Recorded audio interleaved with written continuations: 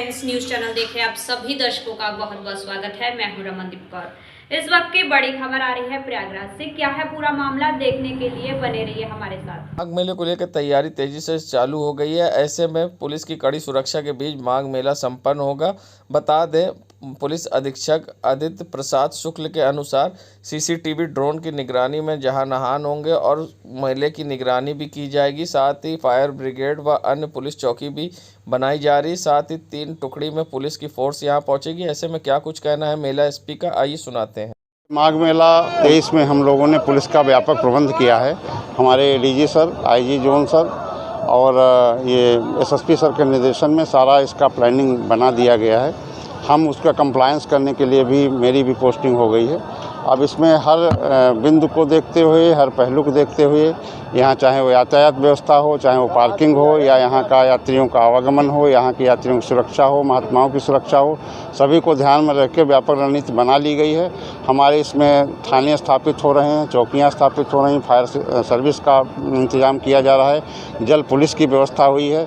इसी प्रकार सारी व्यवस्था लगभग पूरी की जा चुकी हैं और इसमें हम जो अन्य सुविधाएं जो हमारी बची हैं, जो उनकी भी व्यवस्थापना शीघ्र कर दी जाएगी। पुलिस लाइन का काम भी लगभग पूरा हो गया है, थाने का काम भी प्रारंभ हो गया है। इस प्रकार जैसे ही हमारा 3 चरणों में फोर्स आएगा, एक तो 10 दिसंबर को आना है, एक 20 दिसंबर को आना है, एक 25 दिसंबर को हमारा समस्त फोर्स आ जाएगा। हम सारा फोर्स लगाकर मेले के त्रुटि रहित सुरक्षा व्यवस्था सुनिश्चित करेंगे। हाँ, इस बारे में हम विचार हो रहा है और जो माघ मेला डीएम साहब हैं उनका निर्देश है और सभी लोगों का, अधिकारियों का भी है कि हम उसको भी लगाएंगे। सीसीटीवी आदि लगाकर ड्रोन कैमरा भी लगाए जाएंगे और भी यहाँ कुछ सुरक्षा दस्ता तैनात किए जा सकते हैं। कुछ गोपनीय रूप से रहेंगे, कुछ ओपन रहेंगे।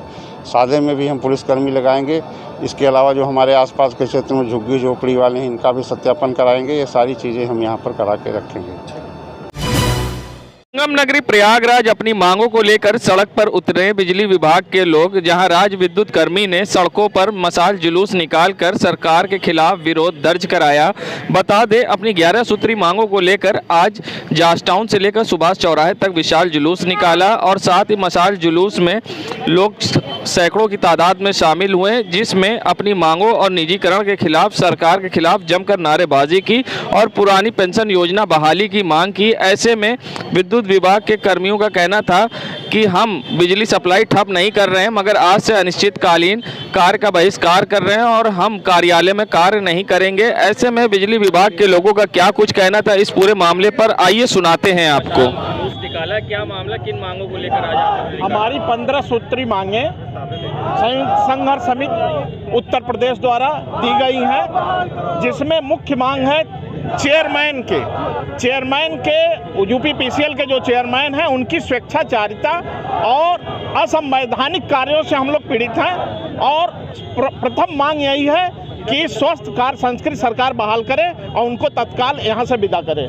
और जितनी मांगे हैं निजीकरण के खिलाफ और टाइम स्केल 9/5/14 और संविदा कर्मियों का रेगुलरीकरण, पुरानी पेंशन बहाली, ये सब मांगों लेकर हम लोग आज से कार्य बहिष्कार शुरू किए हैं।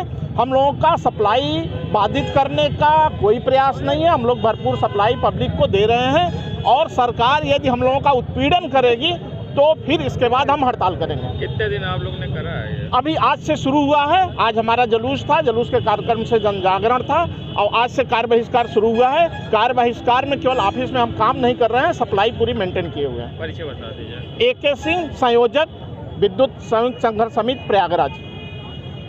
क्या कहेंगे? देखिए, हमने 15 सूत्री मांग हमने अपने चेयरमैन और सरकार को दिया हुआ था, जिस पे हमने काफ़ी दिन वार्ताएं की, लेकिन उस पर कोई सकारात्मक चीज़ें नहीं निकली। उसके लिए आज हम लोग का धरना प्रदर्शन था और शाम को 5 बजे जुलूस का कार्यक्रम था, उसको हम लोगों ने आज किया। कहाँ से कहाँ तक? हम लोगों ने ये जुलूस मेडिकल चौराहे से लेके सुभाष चौराहे तक निकाला है। ब्रजेश कुमार पांडे, क्षेत्रीय अध्यक्ष, राज्य विद्युत जूनियर इंजीनियर संगठन। कि प्रयागराज आर्थिक मार झेल रहे किसानों को फायदा देने के मकसद से प्रयागराज के सुराव तहसील के शिवगढ़ में बैंक ऑफ बड़ौदा प्रयागराज क्षेत्र ने वृहद किसान मेला आयोजित किया है, जिसमें क्षेत्र के सभी शाखाओं से किसान साथियों को स्वीकृत पत्र, चेक तथा ट्रैक्टर की चाबी वितरित किया गया। बैंक द्वारा लोन के जरिए दिए गए यो ट्रैक्टर थे जो किसानों को खरीद पाना बहुत मुश्किल था, लेकिन बैंक ऑफ बड़ौदा ने किसानों को ऋण देकर ट्रैक्टर मुहैया कराया, जिसका आभार और धन्यवाद किसानों ने दिया। बहुत नुकसान होता था, ट्रैक्टर मिलने से बहुत फ़ायदा है। समय से अपनी खेती होती है, समय से खेती होती है। जो लाखन रुपए देते हैं खेती करने के लिए, हम दूसरे ट्रैक्टर से अपने ट्रैक्टर से होगा, इससे और बेनिफिट भी होगा। ट्रैक्टर ना होने से किस तरह का नुकसान होता था?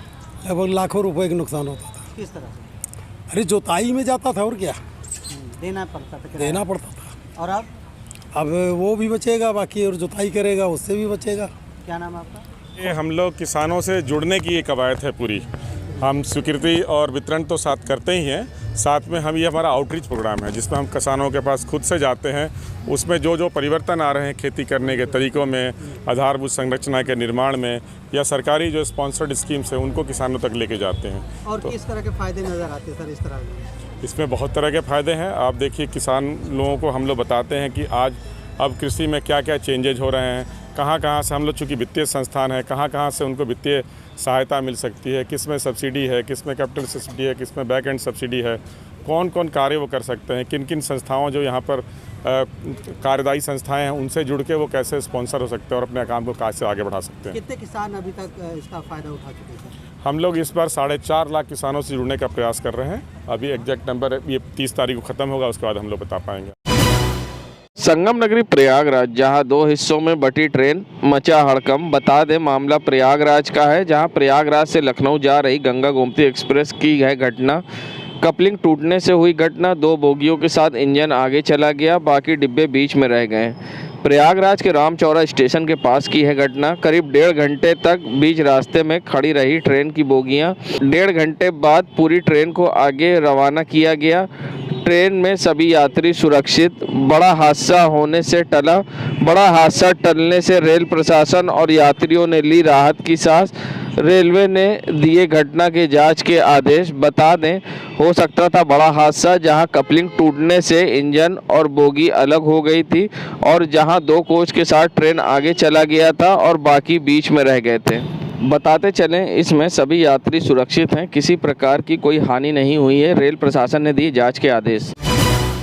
नगरी प्रयागराज में उस समय हड़कंप मच गया जब अतरसुइया थाना क्षेत्र के गोल पार्क चौराहे के पास एक युवक ने एक युवक को मारने के लिए पत्थर उठा लिया। बता दें, हाई वोल्टेज ड्रामा चलता रहा क्योंकि शराब में नशे युवक जमकर यहां पर उत्पात मचाता रहा। बता दें, अतरसुइया थाना क्षेत्र के गोल पार्क चौराहे पर देसी शराब के ठेके के बाहर आए दिन हुआ करता है बवाल। आज भी रोज की तरह पत्थर एक दूसरे पर चलाए शराबियों ने। रोज की तरह ये ड्रामा है, यहाँ पर रोज ही इस तरह के बवाल होते हैं और सबसे बड़ी बात कि यहाँ से आने जाने वाले लोगों को काफ़ी परेशानी का सामना करना पड़ता है। वहीं जब एक व्यक्ति ने इसका वीडियो बना लिया तो उसको भी शराब पीकर नशा करने वाले ने गाली दी और वहां पर पत्थर उठाकर ट्रक ड्राइवर को मारने की कोशिश करता रहा, जहां बीच बचाव करने के बाद लोगों ने शराबी के हाथ से पत्थर छीना। जहां शराब के नशे में धुत युवक ने जमकर यहां पर हाई वोल्टेज ड्रामा किया और बवाल काटा। यहां रोज की तरह इसी तरह से होता है बवाल। देश दुनिया की खबरों के लिए world media times news channel को सब्सक्राइब करें।